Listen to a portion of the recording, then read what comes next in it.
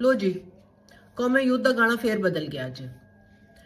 लगता है कोई थोड़े थोड़े दिनों बाद ना इन्हों की टेप या अज के जमाने की USB इन्हों की लैके कोई नस जाता है, फिर उन्होंने नवी कहानी बनानी पैंती है, फिर नवी स्टोरी मार्केट च आ जाती है। हूँ असी की करिए, जो असी कहानी सुनने सानू गाना याद आ जाता है। तो जनाब पहले उन्होंने कहा डोनाल्ड लू ने कढ़िया, डोनाल्ड लू ने अमरीका ने जो कढ़िया तो फॉरन यूथी अकलमंद बड़े ने, उन्होंने उन्होंने शकीरा का गाना फड़िया हिप्स डोंट लाई, उदा लोकल वर्जन बना लिया। Khan does not lie, absolutely not, गुलामी ना मंजूर। ओ जनाब नच नच उन्होंने फटियां भन छड़ियां। फिर उन्होंने दसिया गया कि नहीं नहीं नहीं, उन्हें नहीं कटिया सी, उन्होंने तो हुण असीं पैसे दे रहे हैं कि साडे नाल तुसीं पप्पियां जफ्फियां करो। वो सानू बाजवे ने वड्डी दा जोर ला के कढ़िया सी। फिर की होना सी, मलंग हो गई कौमे यूथ। उन्होंने जनाब मेरे ढोल छपाई आ तेनू रब दियां रखां वाली टेप बाहर सुट्टी।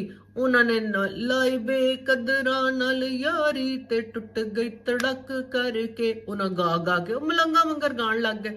हुण अम्मी जी ने दसिया वो भी गल गलत सी, वो खान ने जुत्ती नहीं पाई सी, अगलियां ने कढ़ दिता भाई, इस ची गल है।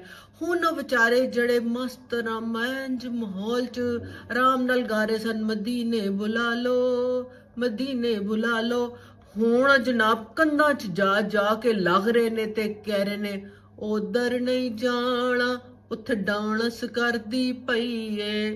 यार गल सुनो, अपनी स्टोरी ते एक बना लो, तेनू कड्डिया किन्ने ने, साडे गाने मुकदे जा रहे ने ते हुण करना की है यार, एक स्टोरी बना लो। बड़ी तुहाडी मेहरबानी, तुहानू किसने नकाला ये दस दिओ सानू, बड़ा शुक्रिया तुहाडा।